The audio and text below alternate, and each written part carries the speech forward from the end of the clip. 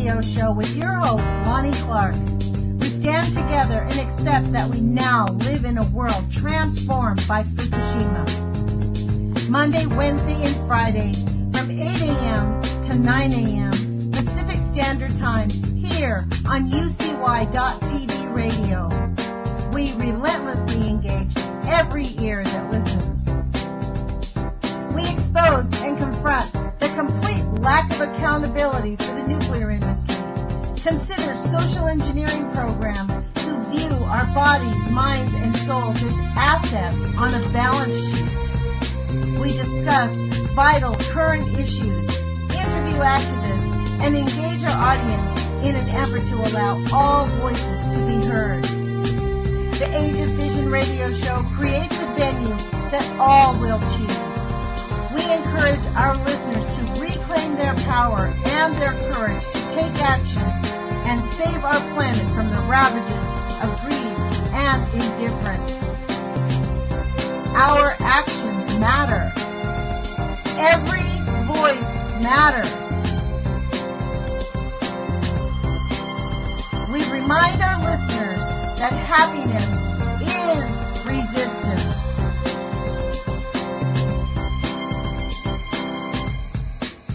Love is greater than fear.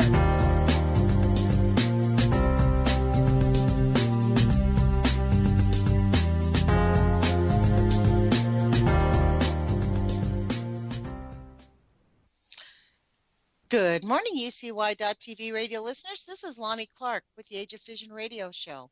Today is December 6th, and it is 8 o'clock in the morning, and thank you for joining us. We really appreciate it. Today we have with us a friend of our show. Unfortunately, it's kind of sad because he's a victim of St. Louis. As told by the documentary, he's considered an overexposed employee in the documentary, The First Secret City. We have with us again Larry Burgan to update us on the status of his case. So good morning, Larry. Thank you for taking the time to join us. Hello? Larry, can you hear me? Can't hear Larry. I'm going to give him a call back. Well, this happened the very last time we did an interview, but you know what? Perseverance brings success. So I'm going to hang up Larry's call, and I'm going to call him right back. So thank you, listeners, for tolerating this. We really appreciate it. And while I am calling Larry back, let me remind you to please share our podcast with people. Tell people about our radio show. Tell people about our station, because we have things going on at UCY that you cannot hear anywhere else. Call Larry back and see what happens. Get him back on the line. Hello. Hi, Larry. Good morning. Good morning. Thank you for joining us. I called you right back. I don't know what happened. It just seemed to happen as soon as... You switched over. Yep. Yeah. So anyways, I called you back. Here you are. Thank you for joining us. I really appreciate it. Good morning. Good morning, everyone. I'm sitting here right now at home. I can hear sirens going off in the background, and I think it's the first Tuesday of the month, and they're testing all the tornado sirens. It's either that or there's a prison break. Wow. But I'm pretty sure it's a tornado warning. I'm glad you called this day. This has been a good week for us, and with the holidays and everything, for with being with the families, and that's sort of why you're on the air. Is for people to live a normal life, to enjoy their families and the holidays, and a lot of these corporations, companies, and subcontractors have made that extremely difficult for many, many families around the country. A lot of people don't have their children or their parents because of this radiation and contamination. And I just want people to know that to cherish what you do have and to remember the ones you've lost. This is this time of season for that. And it's also the season for hope. Hope that stories like yours coming from your station can educate people to keep this from happening to others in the future, and hope that things can get better and there's a better world for all of us. Yeah, thank you, Larry, for those beautiful thoughts, because that's actually really true. That is exactly It why is. we do this. So one of the things, before we get into your story, you said something to me right before we got on the air about the difference between a citizen and something else. Would you share that Civilian. with me? Okay, would Yes. you share that thought? It was really powerful. Being an American, you have the right to do what you want or not, to help others or not to help others, and to live your own life the way you want. And that's the American way of life. And I believe it's separated in two groups. I mean, you could be a citizen in this community or a civilian. And a civilian is the person I spoke of just now who doesn't want to involve themselves with politics or involve themselves with community services, or they don't want to be involved with other groups or people because of their certain reasons that they hold. And but I believe being a civilian is lacking in being American. I want to be a citizen of this country.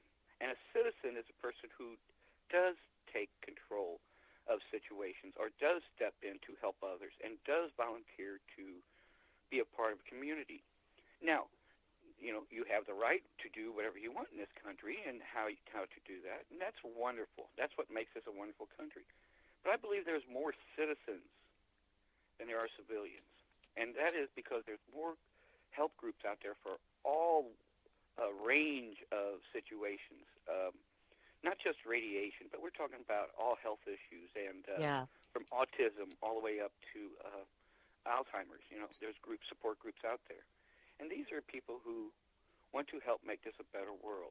Now, I'm not saying the other group, the civilians, don't want it to be but they're not as involved, I believe, or maybe knowledgeable into being able to help. So I want to try to be a citizen of this world, to look over and try to help it, make it a better planet for our children. Yeah, that idea of citizenship of the world is a great concept, because that really there is a difference. I really believe that's one of the things that we can encourage. And I'm glad to see, like, this is the one good thing about the No DAPL movement, is people are actively engaging and beginning to believe their activities can make a difference, even in the face of gigantic, like your fight against the nuclear industry, against everything that you've gone up. How long have you been after this, Larry? How long have you been just fighting this in court? How many years? In court, I've been in 8 years almost, Right. and 7.5 years. But I've been working on this since 2003, when I Wow. first realized the radiation was the root of my exposure, was the cause of my health issues. And then I wanted to look into to find out how and why and all the particulates, involved in this. And the thing of it is, if I wasn't working at that factory, if I was a healthy person and I started all this, I believe I'd be a much better person for this. But I'm like one of those people who join Mothers for Drunk Drivers after a friend or family member gets killed by a drunk driver, or I donate money to the Heart Fund after I have a heart attack. So I'm sort of the after the fact type. I'd be a saint if I was doing this all on my own. I was healthy and wealthy. It had nothing to do with radiation. I'd say, but I'm not. I am actually became a victim, and I've seen others who were, and I wanted to help. So I'm sort of after the fact, and but which is nothing wrong with that. That's what gets a lot of people motivated. And Exactly. That. Look, we're all the same way. I actually did not even think that radioactivity was even. I really believed everything the government told us about radioactivity until 2000, long after Fukushima happened. It wasn't even Fukushima that got me awake, because when the president went on television and said, "Don't worry, it's all fine," I went back to sleep. I'm like, great. Thank God they got those. Exactly. I just went, huh? Okay, no. And then I had a nightmare about a year and a half later that I went, "Arr?" You know what I mean? Like, I ended up going, wow, man, this is not right. And I heard Carl Grossman, who I'll be interviewing this Friday on Helen Caldicott's show, say, look, this is so grave. If you think you have an idea that you want to do, go do it. Don't tell yourself no, because we need every citizen engaged. Every person needs to be engaged in exposing these lies and demanding solutions. Especially it being an equal opportunity poison. I mean, you could say this doesn't affect me, but you don't know that. It's just wishful thinking on your part. You get someone out there with a Geiger counter, and your whole world could be turned upside down, and not for the better, remind you. Again, this is what turns most people from civilians into citizens. They want to be active and proactive and try to find out who, why, and where, and that's where I stepped in years ago. Yeah. And yours has been a hard fight because you have done this while you're sick, and you're still battling with the illnesses that afflict you, correct? True. Oh, so true. I mean, the problem with radiation, is trying to find someone to listen to you. And the problem is that who do you turn to? Who knows what you're talking about or knows what you want answers to your questions? And even more important, who do you trust? You see, we trusted this company I worked for to look out for our safety and for our best interest. And that's how they took advantage of us. That's how we got poisoned. So trust is another issue. Who can you trust to help you? And that's a very good point. You can't trust the fox guarding the hen house, it turns out. And that's what we, as employees, were doing at our factory. We trusted our owners. And even the residents next door, trusted this factory, this huge conglomerate next door would keep them safe and nothing would come off site and harm them or their families. Again, they're wrong. These corporations took advantage of their trust as well. And that's why this community and these employees are in dire straits. Well, also, the other part of that trust issue is that even in the anti-nuclear movement, there's a lot of backbiting and bickering about who do you trust and which scientist is telling the truth and why aren't they speaking out loud enough and who are they and why aren't they doing this? I mean, it makes you so confused on who do you trust and what is real. And I believe that's part of the intention of keeping people suppressed and silent, is creating divisions. Divide and conquer is real. Yeah. I was actually told one time, he says, you're sticking your nose in where it doesn't belong. I go, what do you mean? This belongs to everyone. Everybody who lives in this community needs to know this. And then he started screaming, well, you're yelling smoke when there's only fire. And I go, well, then again, where's the smoke coming from? They don't want to go that far. They don't want to, look down that rabbit hole. But I've been down it. And let me tell you, it's far, deep, and it's wide up here in that St. Louis area. Obviously, look what they're doing to the people of St. Louis. You know what I mean? Like, it's continuing. It's beyond comprehension that people are living neck. And didn't you tell me that you found the machine that had contaminated you just thrown in a field? Unknowing to me, my machine that I worked on for over decades produced over 3,200,000 pounds of uranium.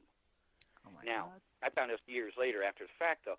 But no one told me all those years I was working on this.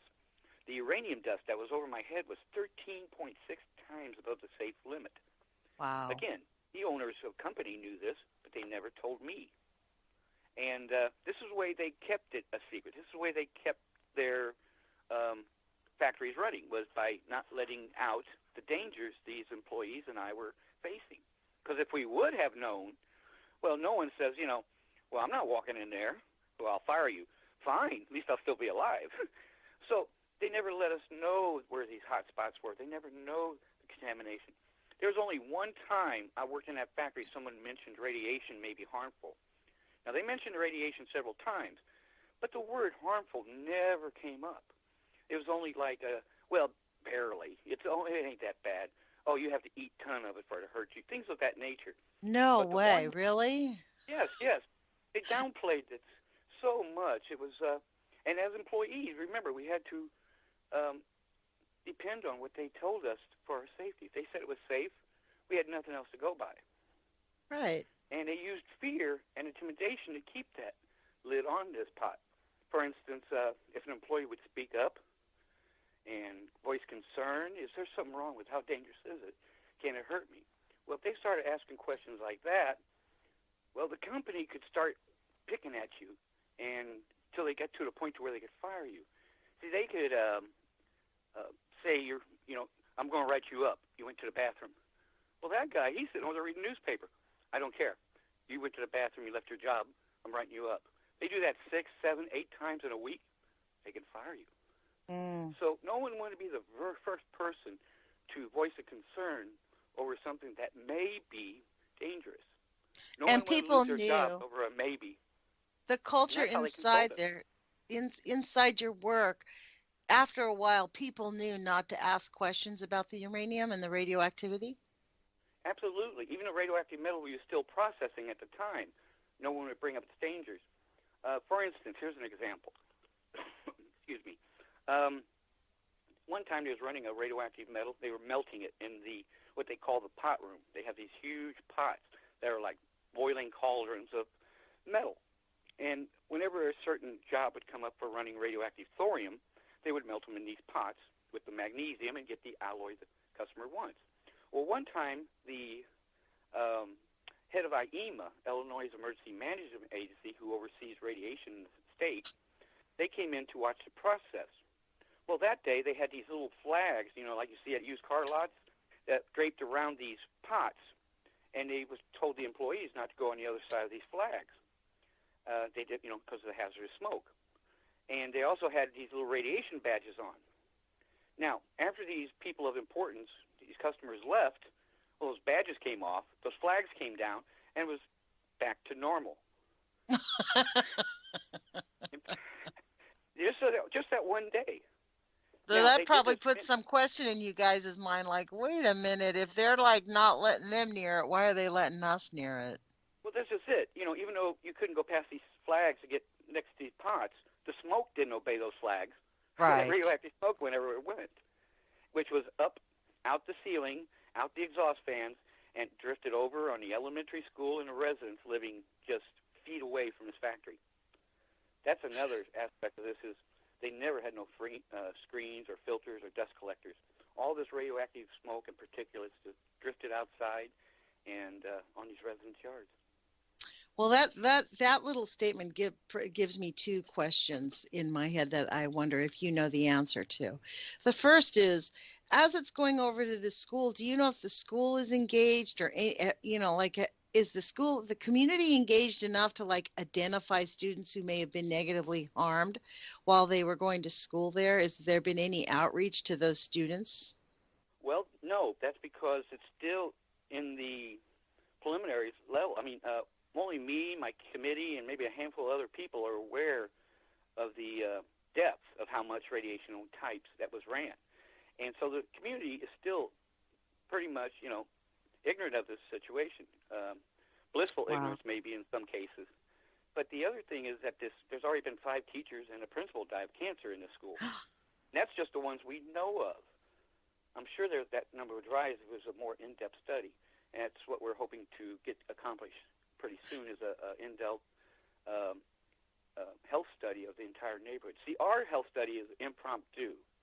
We just wrote down everybody's problems who came to our committees or who we went door to door. They would tell us, well, I'm sick, my cousin's got cancer, my nephew's got cancer. So ours is a really good starting off point. But we need somebody to do an in-depth health study on these residents to get a full detailed picture of their exposures. And I believe the ASTDR can do this, the Agents for Toxic Substances Disease Registry. Now, they're a branch of the EPA who studies groups of people in cancer clumps, either caused by waste sites or toxic spills. So these are the people we'd really like to get involved. But, again, here's another obstacle. Illinois is broke. They don't have money to do anything, even paint the streets, let alone do a health study and help a group of people poisoned by this factory. They just gave a boatload of money to 2 ailing nuclear power plants. If there's an incentive involved, if they can make money doing this, it could be done. But at the same time, they don't want to spend money and have nothing to return. It's not right, but it is what it is. And that's why I've been going through lawyers all these years instead of the state and trying to get help for these residents next door. Well, I just wonder about the number of students, because children are more aggressively affected. Absolutely. See, the younger the person is, the more damage can happen to their body because they're still being formed and they're still growing. And that includes cancers and tumors. They can start growing at an earlier age than, let's say, I'm in my late 50s. All right, if I would, receive a cancer, start developing cancer now, it could take a year to 2 years to grow till it's bad enough to harm me to a certain level. But a child, their body is growing so fast that exact same cancer could develop and be to that harmful level within months. Yeah, it makes me wonder how many of those students got sick and nobody even knows about it, because it's not like there. There's so many women living in that neighborhood who've had miscarriages and birth defects and who blame themselves on some level for all these things when actually it's something that was invisible around them all the time and they didn't know. Wow. So, Larry, what is the status of your case right now that's going on? Where are you in terms of your activity with the courts and getting, you're in a court case that will give you state disability through the unemployment office. Is that correct? Yes, actually, I'm the very first person, which seems amazing to me, in the state of Illinois, to actually file a workers' compensation claim and win it. And when I say, well, I haven't won it yet, but I'm literally a month, if not weeks away from that happening. It's been ongoing now for 7 years, and we finally reached the tip of the iceberg, so to speak. And I have close to 100 more employees signed up behind me as well. And if we should win this, I will be the first person ever, and that will make me a landmark decision in the state of Illinois. From here on out, all other worker comp cases will be Burgan v. Spectralite. Wow. And, and they'll use me as a precedent for all other cases. Now, has the company that you worked for, have they made amends? Have they apologized? Have they done anything to actually rectify or owned any of their responsibility? I mean, what have they done in terms, since it's gotten this far, has there been any acknowledgement on their part that they could have done things differently? No, by acknowledging that would be admitting wrongdoing. And if they have a good lawyer, they'll tell them not to do that. But at the same time, they tell the community, well, we've cleaned up, this many million pounds of radiation. We cleaned up this much here. We cleaned up that much there, making it sound like they're doing something proactive, making them sound like they're making them safe. But in reality, they were forced to do these cleanups. And on another level, they did it to keep themselves, these corporate owners, safe working in this factory. So they're it's just words they're using that they twist around to manipulate the victims in thinking that they're trying to do their best to keep them healthy and safe. When in reality, the government is forcing them to do this, or they're doing it now why they could save more money, where in the future it costs exponentially more to remove it. So you got to read between the lines what these corporations say and do. For instance, they had a public meeting back in 2010, and it was over the air emissions coming from this factory, and it was a public meeting. Now, there was 7 people there from the EPA at this meeting to help discuss the air quality coming out of this factory, something that they're claiming is harmless. Yet, me and my committee and these residents couldn't get the EPA up there for 6 years to talk about something that's deadly, like radiation, that we have fact and proof of. So here's almost a half a dozen of them there to talk about something that's harmless, but we can't get one person up there to talk about something that's deadly. Isn't it? The irony is so obvious. That's because for years they've been avoiding talking about this to keep these residents and employees in the dark on the seriousness of its dangers. It's so unconscionable that we actually have government agencies really working and twisting like pretzels to deny the reality instead of helping people. It makes you wonder, like, who are these people? What are their values? Why? Another question is, why would they do that? And I believe, we sit around our table, we're a committee, and we, more than one mind thinking on a subject, you get an answer, right? It helps having more than one mind thinking about a subject like this. And it's our belief that the EPA is aware of the large contamination in this area. They're aware of the soil being contaminated, maybe even the groundwater. And because of that, this may be a problem so big that they can't fix. And first of all, don't want to even tackle or try. it's better to avoid it than to go after something and lose everything you have. And that's what I believe the EPA has been done over the years, is they're afraid to attack this problem because it's too big. They may have to close down a city because of it if it's all underneath their homes and in the groundwater. You see, all these residents may be sitting on a lake of radioactive waste, and they don't want to scare the residents and the businesses away. Well, when you look at what they did after World War II, all the test ground testing, the abandoned uranium mines, the nuclear leaking, the leaking tanks of radioactivity, the explosions at WIP, the St. Louis, New York City. I mean, if you just look, our entire nation is one big radioactive toxic mess. So if they started to really address it, you know, the outrage among the average citizen, people would be like, how could our elected officials allow this to happen? And yet, in our community here in Venice, I believe it's because the residents were poor and black.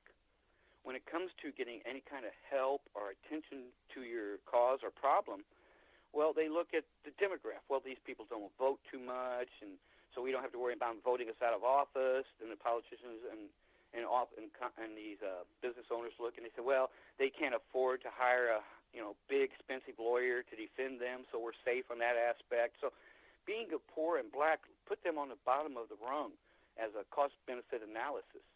As if we have to defend these people, it'd be easy. They're poor and they're black. So that's how they got away with it here in Illinois, I believe, with these residents living next door. And not tell them. This makes me wonder how many secret cities there are around the country. How many places have undisclosed, like that machinery that you told me that was cut in half. The guy, they hired illegally somebody to do a job that should have been done by a professional, who just threw these machines out in the middle of a field, and you got a tip as to where it was. Well, I believe, this owner who did this was aware of this machine, was aware of the past production of uranium. He has more than enough money to dispose of it legally. But again, this is why they did this, for the money and greed. And his greed continued on to disposing this radioactive material, this machine that I ran all these years. And he hired some guy come in, some homeless guy, paid him a good amount of money to cut this up. It took him 6-8 months to cut this piece of machinery up into little chunks. And while he was doing it, he was telling other coworkers there that he was hauling it down to his father's farm to bury it. Well, of course, no one ever said anything about it in the factory because, again, no one wants to be the first to speak up. They could lose their job and then their family suffers. So, they just filed away in the back of their mind and just went about their work. But this one employee who cut this machine up hauled it down to his father's farm and buried it down in southern Missouri. And I believe I have aerial photographs from MapQuest that shows where he buried it. You can see the soil disturbed on his property. Wow. Like he told the employees, he was taking it to his father's farm and burying it. So we believe it's there today. And I'm working to get the DNR, which is over in Missouri, is equivalent to the EPA. It's called the Department of Natural Resources, or Do Not Resuscitate in some instances. But I'm working with them closely right now to get them to get a warrant to go on that property and to find this metal. And if they should, this will be a great leap forward in proving the irresponsibilities of corporations. Now, I actually getting ready to contact the congressman down in that district to get him on board as well to finding this radioactive material and to have it removed. And if we can accomplish this, well, I say we, I'm the only one pushing this right now, but there's other people behind us as well, the DNR and other Illinois EPA who's interested. If we can get this done and find this material, this could be our first step in shutting this factory down forever, stopping it from producing any more pollution, radiation, and death. You see, if we could find this material, we have proof now that the owner of this factory is culpable in a crime. Now, it's illegal to smuggle anything out of a government contract facility, and our factory is considered a government defense contractor, and it's got armed guards. And if they smuggle this radioactive material out in secret and then dunk it across the state lines in secret and then buried it 600 miles away down in southern Missouri in secret. This is a felony. Yeah. And if I could find this, and if we find this material, and we could charge the owner with a felony and convict him of it, then we could have all his government contract licenses and contracts pulled, shutting this factory down once and forever. So it really wouldn't be me shutting it down, but it would be the owner's own greed at fault because he didn't dispose of it properly. How good is that? Yeah, well, I Using the hope owner's you own take greed. care of yourself. You know, one of the things you ought to do when you get this settlement is hire a private security guard, because that's going after somebody who can seriously do something to you. I mean, honestly, that is a huge, and that, again, it makes me wonder how often, if he did this with complete one disregard. person, has control over something, issues like this, and can do this in secret. Well, how many other fields is radioactive or toxic waste or PCB is buried somewhere else, and for the same cause, for the same reason, by the same, if not the same person, but for the same purpose, to save money. Wow, it is stunning. It's sort of like, most people don't think of radiation because you can't see it, smell it, or feel it, so out of sight, out of mind. Well, that's sort of what this owner of this factory thought. Once he got rid of it, once it was gone, well, then he never had to worry about it again. But he didn't think about me, did he? Well, not only that, he's not thinking about what he's doing. Like, radioactivity kills. And not only that, it's a floodplain. So they buried in like 5 feet of dirt. So what? It's a floodplain. That thing's going to resurface. In the photographs, it's actually next to a small lake or pond. Oh, my gosh. And again, this is a rural community, so everyone has wells, not city water. And there's fields all around. People harvest food and crops. Wow. Yeah. Wow. So, you could keep adding on to the hazards he created by not disposing of this properly. And again, what is proper? You just add to a bigger pile. Is that, correct in itself? But at the same time, knowing where it's at is the first half of the fight, recognizing where it's at and how strong and dangerous it is. And if you don't have that, you don't have nothing to defend against. Well, Larry, I want to ask you, how many hours, I know probably at the beginning of your case you spent many hours. I know Patty Amino spent lots of hours on her case for years and years and years. She told me she has files. So my question is really in terms of, if there are other community members, other people that are listening to this radio show who believe they may have been exposed or there might have been some negligence, what kind of commitment, in time are we talking about? Because you've been at this fight for 10, 15 years now. Yes, 15.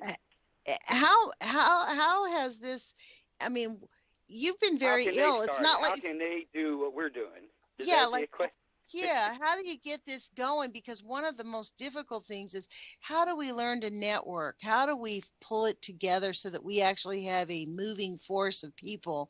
Do you run ads and try to meet people, or how do you begin that process? Well, what do you if you don't say, well, first you find other people who may be interested and looking into your health issues or the contamination in your area. And if you can't find no one, well, you may have to do it yourself. And how would you start this? Well, you're putting together a puzzle. And each piece of this puzzle is important. And you take what little pieces or few pieces you do have and put them in place. And you go from there to the next step to find another piece of this puzzle. And that's where I came in. That's how I started this. It wasn't like I had all this information from the get-go. You had a really great attorney. Tell our listeners how many attorneys you had. I went through literally 15 of them in the last 15 years. And not just for me and my coworkers, but for the residents as well. But these attorneys can be very helpful in acquiring documentation information for you if they're on your side, if they're working with you. But again, they're not a charity. They're working to help to get them a settlement for you and compensation for them. It's a business. That's the first thing you got to remember. They're not there to help people. Helping you is a byproduct. Their job is a business, and you have to keep your mind straight and understand this. But at the same time, you keep feeding them the information they need to get you to the next level. And in my situation, lawyers were extremely helpful for getting us to where we are today. Not lawyer, but lawyers. You see, the first lawyer we went to said, you got a really good case here, but I just need this one bit of information to help win it. And he let us go. So me and my committee, we spent months to get that information he wanted, and we went to another lawyer, and he said, well, you got a really good case here, and you got this, but you need that for me to, prove that you were poisoned by it. And he let us go again. So we go to, spend months to get that information as well, and I'd go to another lawyer. And, of course, he'd do the same thing. Well, you got this and that, you just need the other. And then the next lawyer, the same thing, and the next lawyer, the same thing. Now, the good thing about this is they weren't rejecting us over the years. They were helping me build our case step by step by step. In other words, when I finally reached this new lawyer who I'm speaking to right now on behalf of the residents, I was able to present him the this, that, the other, and everything else they need to win this case. So these lawyers weren't rejecting us over the years. They was helping us build our case step by step by step to have everything we need to prove our case when we finally get to the last or the correct lawyer we need. It's amazing how that worked. Well, you know what it sounds like? The real key is perseverance brings success. Oh, yes. Like each one of these lawyers gave us a piece of that puzzle. Each one gave us an important piece. And once you get enough pieces of this puzzle put together, you start to see the picture of what it is. And that's exactly where you get to getting others who want to help you. When they see the same picture you see, when they see all the information and documentation you've acquired, that's when people want to get on board and help and assist you, especially lawyers, not just the residents and other citizens. And this is how you will build your case. If you live in, no matter where you're at now, Nashville, Florida, Utah, this is how you build your case. You put the pieces of the puzzle together, and you try to get people to help you find other issues. Our committee, for instance, we broke it down into groups. One of our committee members were investigating the health issues. I had another committee member investigate the land and the licensing of these corporations, radiation licensing. I was in charge of documents and gathering records. So we was able to acquire, as a committee, all the other pieces of this puzzle we needed to get to where we're at today. And sounds like you only had a few people on the committee. You didn't have a widespread community base. No, you just had a grassroots committee. Mm-hmm. We had 7, 8 people who showed up regularly, who was very helpful throughout this project, still are today. And our victims also, just like me. That's what I was about to ask. Are they also victims of this? Are they? Well, our committee is made up of half and half. All of the committee members, besides me, are residents, but half of them are actually employees there at the same time. So that way we have a unique preview of everything that happened, not only outside, but inside this factory as well. Well, Larry, let me ask you a question. This is a little bit sort of out there question, but it's something that's been in my head, and I'll just ask you. I always like to just be spontaneous and expose my ignorance so that everybody else doesn't. But I want to ask you this question. Curiosity. Well, we know that you have been deemed, your ill health has been caused by your exposure to this uranium. How? Oh, yes. Does your blood, if someone was to test your blood, would it show that you had higher levels of radiation, or how do they connect that? Like, how is it that other than the exposure, you're sick, is there any physical way that people could go get tested and say, I want to know that this is being caused by that? Or do you know if that's how it works? Well, I've had tests run on me in the past for radiation, for uranium specifically. And the problem is, it's been too much time has passed since then. As the doctor told me, what radiation you may have had in your body has passed through natural courses, through your natural body functions over time. Mm-hmm. Now, they did check my lungs to see if anything was still present or lodged in my lungs, and they said the only other place it could still reside in my body would be in my bones and teeth. Mm. But the problem is, even though the uranium or the thorium is no longer in my body, the damage it did while in there will still continue. Okay. That's the type of poison it is. See, it damages your DNA in a way that, say, you know how you see a DNA strand, that hexacle, M&Ms, how it looks like there's a spiral and it's your Yeah. DNA strand. Right. Yeah. Well, if just one of those strands in that spiral is damaged by the radiation in the past, well, it will continue to multiply the next chromosome and the next with that same damaged gene. And that damaged gene may grow to affect your body. Now, in children, like we said earlier, with them still growing, it'll affect them much quicker within months instead of years because they're still growing and expanding. But with me, it depends on which strand on that DNA was damaged. If it was a strand that affects your heart, it would be a heart problem. If it was a strand that was the radiation affected was your skin, then your skin will start to have skin problems and so on. Or you So get that's diabetes. how it was explained to me. And now it's a very simple explanation I'm giving, of course, but at the same time, I'm a simple person. All I am is a factory worker. Well, we need simple answers. This is the thing. It's not that complicated when they say, I've talked to health physicists. Once they start using those big $10 words, people get lost and they have no idea. Yeah, but in layman's terms, people can always understand that. And that's the way I put it, as simple as possible for anyone to understand it. That's the way I try to break it down for me to understand it. Now, I've learned quite a bit over the years because of my research, but I'm trying to reach out to people who haven't did that, who doesn't have that information. And I think that's really valuable. That's why I really appreciate you being a friend of our show. So, Larry, why don't you tell our listeners what are I know that you have been the subject of 2 documentaries, correct?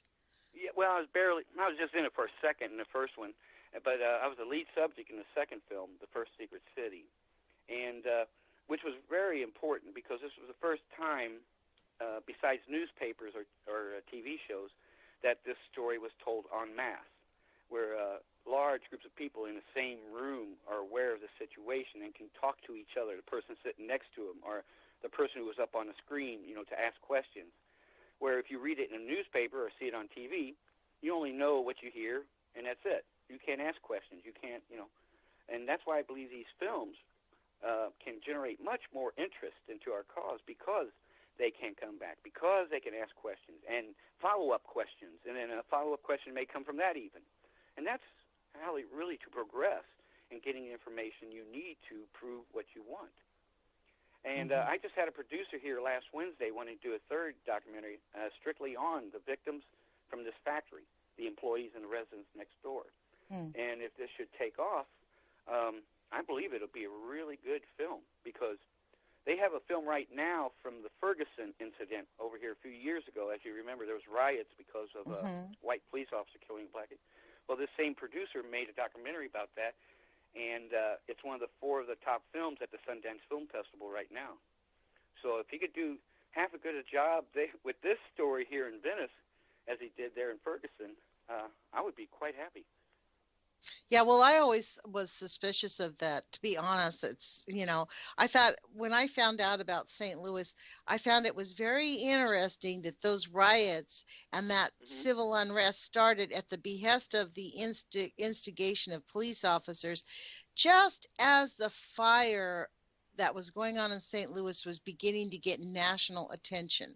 So what happened was the story on the fire at St. Louis was immediately suppressed, and we focused on almost as a diversionary tactic. That's kind of what I thought. And the reality is what they're also not talking about is the people who are most highly exposed in St. Louis, again, is a black community. I mean, no pun intended, they get the least amount of exposure to the public and to the news and to the media. Yeah, it's a very insidious form of social control, this whole nuclear radioactive pollution. Like, we're just supposed to glaze our eyes over and ignore the fact that we are being contaminated, and there is really no one's accepting any responsibility, no accountability, zero. Mindset, and a lot of these people, I'm sure, is not everyone, of course, but I'm sure a lot of these people think, well, that's that town. That ain't me. That don't deal with me. Why should I worry? Or that's that city, in that state. That's their problem. That doesn't affect me here in my state. You're wrong. These people here in Venice, in Illinois, most of them aren't even aware there is a problem. And that's what's killing them. They're being killed by something they're not even aware of. That's and that's right. what's happening to people all across this country. If you thought, well, it doesn't affect me, how do you know? Right. Do you have proof? What's in your field? What's in your water? What's in your crops? Because just like this guy who buried this 5 tons of radioactive waste down in southern Missouri, I am certain their neighbors aren't aware of this. Right. But if they were, they'd be doing what I was doing. They'd stop being a civilian and become a citizen. Well, I don't know about that because, down in San Onofre, Yeah, I'm sure. If it affects you, you do something about it. If it doesn't affect you, most people just glance over and say, oh, poor people, I hope they find help. And then I think people just glaze over. I think they've been socially programmed. Like the San Onofre nuclear power plant was closed down 2-3 years ago, right? The Navy, the 5 freeway that goes right past it, the Navy owns all that land. The Navy is refusing to take back the land because it's too radioactive. That's one of the issues. Now, we're talking in an area with several million people, right? Like Southern California. Yes. Right off of the coast, the 5 freeway. I mean, I drove past it most of my life thinking it was an observatory. I had no idea it was a nuclear power plant. And again, so when they keep it a secret to keep people from speaking up, just like it did here in Venice with these residents. Yeah. And they people in the dark, and you have no problems. My nieces that live in that area, I attempt to tell them about it, and they're like, well, it's just such a big, gigantic problem, Aunt Lonnie. There's nothing we can do about it. We just need to accept it. This is really what we're fighting, I think. And this is why I love you being on, because you actually are willing to stand up in the face of it all. You're a really beautiful role model on how to be a true American citizen. Well, I think role model is the right term. I'd like to say I'm a blueprint. I could be a blueprint for others to investigate their community and their health issues and their situation and see if there is a connection with some kind of toxic material or not necessarily radiation, but anything in their community that could be affecting them and their family and their neighbors. Well, so you know what? Go ahead. Well, I pinned a book to describe everything we've done. I tried not to make it a diary, but to highlight all the importance of the individuals, the agencies, the government officials I've acquired over these years, the ones who were helpful, the ones who weren't, directions we took, directions that were dead end.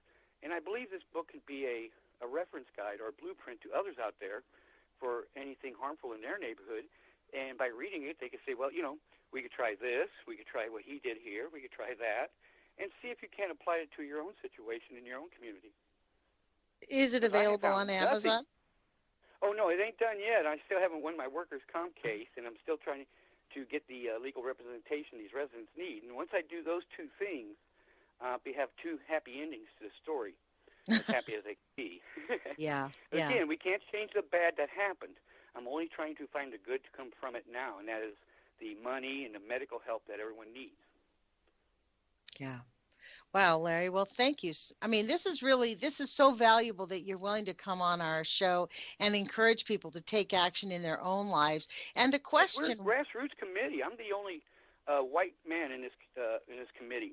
This entire neighborhood, like I said, is a poor, black, community that everyone's taken advantage of. They don't even pay property taxes in this town because 90% of them live under the poverty level, and I believe it's because of their health issues. And is why they can't work and why the poverty level is so high. And again, they can't work because their health issues derived from this factory, from living there for generations, being exposed to this smoke and particulate. But I take it as a great honor and responsibility, being the only white man to represent this community, this committee.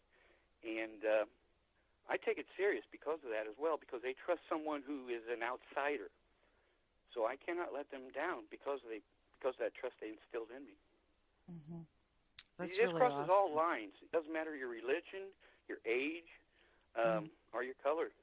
I'd be very curious to find out what the level of diabetes is in your town, schizophrenia. The problems that children have are schizophrenia, diabetes, endocrine problems. I had a problems. professor come up to me, a retired professor from the medical department from the Washington University over in St. Louis, a very prestigious college. And she offered her help as documenting all the health issues and being able to do it in a proper order, where our committee was just doing it piecemeal. We was just doing it the way best we could, documenting everyone's cancers in the community. But she was actually trained into documenting these health in a way where the government will have to take it as fact. Well, right now, all our health problems are just improvised. It just came in, people coming off the street, people coming to our committee, things of that nature. Right. So ours isn't a accurate health study where we need one done. That's why I called. We've actually signed a letter trying to get ASTDR to do that.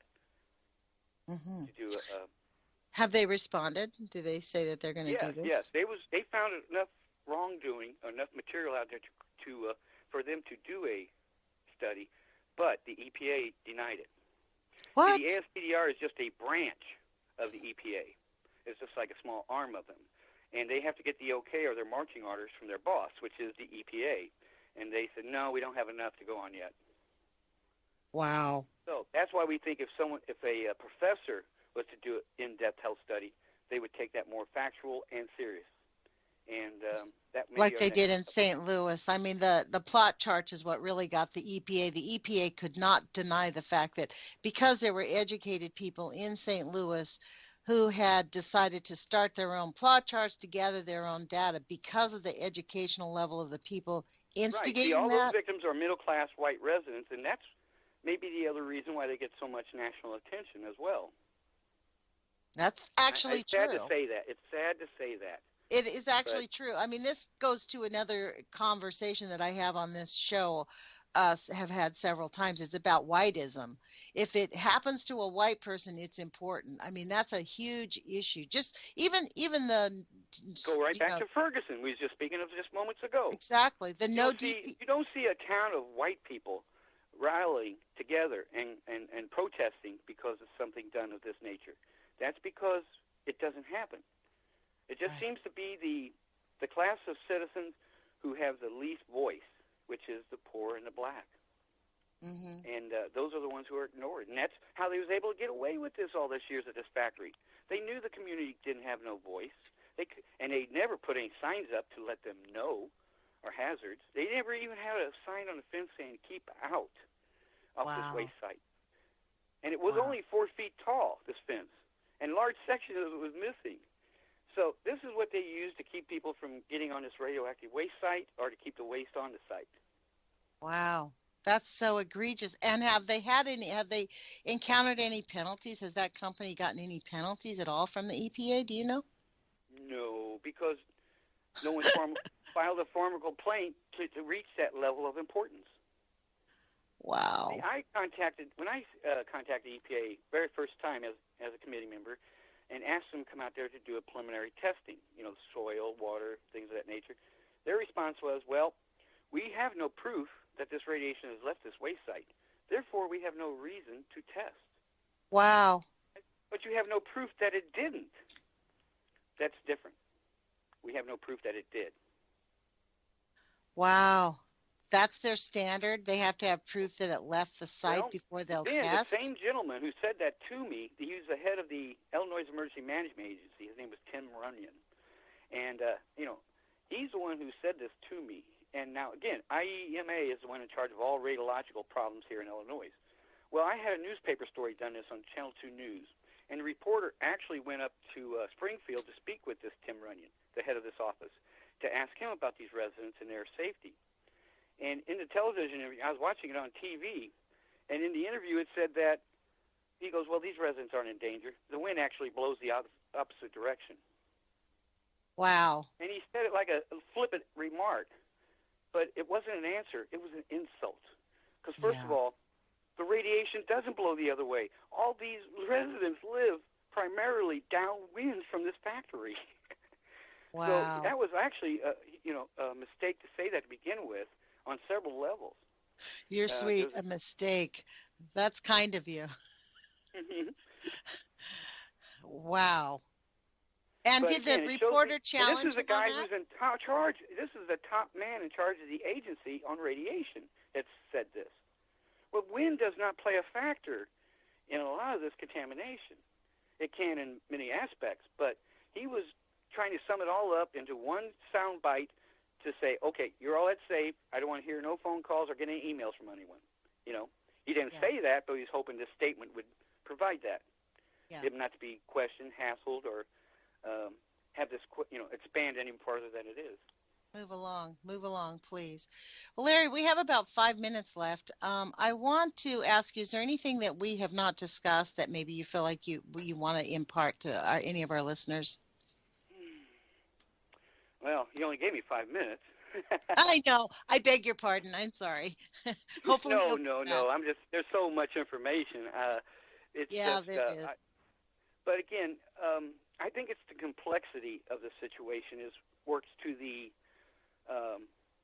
corporation's benefit, because they make it seem so complex to find the information, so complex to pin them to a certain point.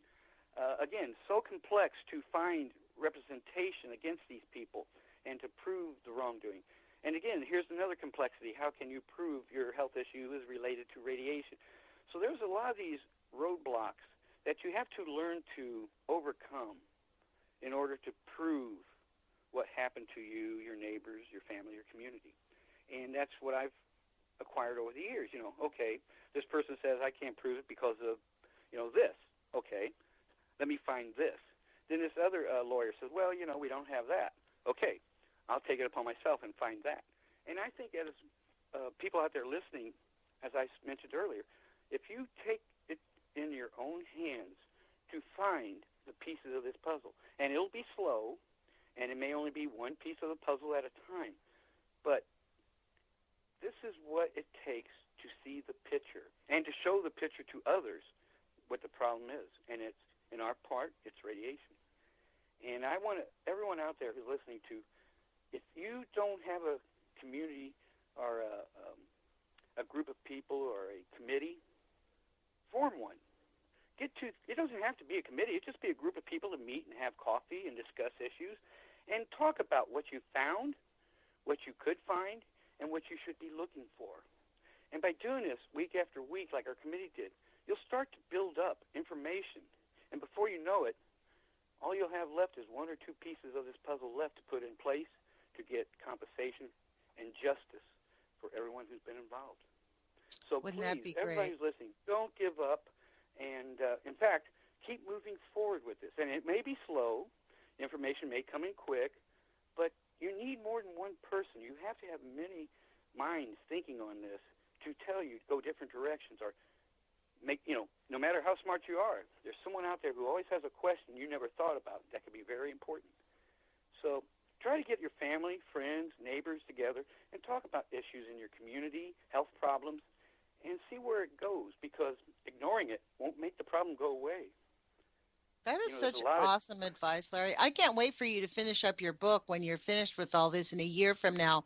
Maybe we'll be having your book. So, look, I really appreciate you joining us. Hopefully you can join us sometime next month. I hope you have a very Merry Christmas and really a joyous season. Thank you for sharing your beautiful heart and your beautiful story and your hard work, a hard-earned story with us, and your words of sage advice. And thank you so much. Please, everyone, put your courage feet on. Take action. We can turn this around, and we will talk with you soon. Thanks, Larry, for joining us.